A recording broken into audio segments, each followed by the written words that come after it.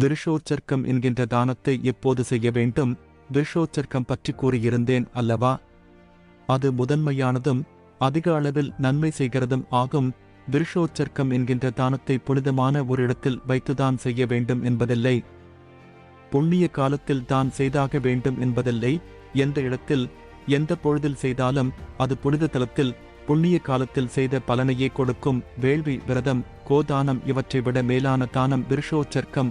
கருடா, விருஷோச்சர்க்கத்தை எப்படி செய்வது என்று கூறுகின்றேன், கேட்டுக்கொள். கார்த்திகை மாத பௌர்ணமியில் அல்லது வேறு புண்ணிய தினத்தில் இதை செய்வது உத்தமம்.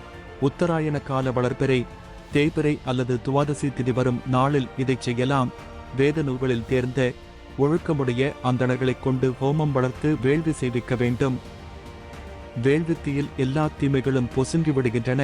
வேள்வியால் தூய்மை பெற்றவன் நவகிரகங்களை பூசிப்பதோடு மாமுதர் தேவதைகளை அர்ச்சிக்க வேண்டும். மகாவிஷ்ணுவை பிரார்த்தித்துக் கொள்ள வேண்டும். பிறகு மந்திர பிரயோகம் செய்யப்பட்ட நீரால் காளைக்கன்று ஒன்றை நீராட்டி வஸ்திரம், ஆபரணம் மற்றும் மலர்கள் கொண்டு அலங்கரிக்க வேண்டும்.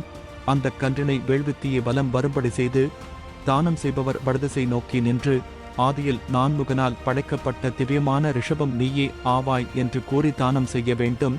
இந்த விருஷோச்சர்க்கம் என்கிற தானத்தை ஒருவன் தான் வாழும் காலத்திலேயே தனக்காக செய்து கொள்ளலாம் அல்லது இறந்துவிட்ட ஒருவருக்காக அவனுடைய வாரிசுகள் செய்யலாம். தனக்குத்தானே விருஷோச்சர்க்க தானம் செய்கிறவன் கன்றின் வாலில் மந்திர நீர் விட்டு அந்த நீரை தன்னுடைய கையால் ஏந்தி சிரசில் தெளித்துக் கொள்ள வேண்டும். தனக்கு விருப்பமான பிற பொருட்களையும் அவன் தானமாக அந்தணருக்கு வழங்கலாம். விருஷோச்சர்க்கம் என்கிற புண்ணிய கருமத்தை ஒருவன் செய்ய தவறினால் அவன் ஆவி வடிவில் அலைந்து திரியும்படி ஆகும். தன்னை பெற்றவர்களுக்கும் தனது குருவானவர்களுக்கும் தன்னால் முடிந்த அளவு நன்மைகளை ஒருவன் செய்ய வேண்டும்.